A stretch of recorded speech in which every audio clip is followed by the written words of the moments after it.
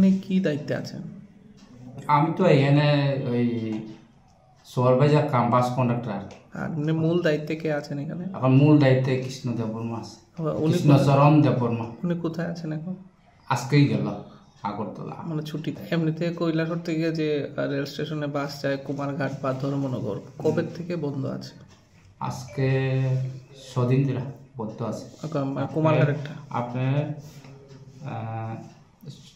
14 তারিখের পরে আর চলছে না কুমারঘাটেরটা। কুমারঘাটের। আর ধর্মনগরেরটা কবে থেকে? ধর্মনগরটা তো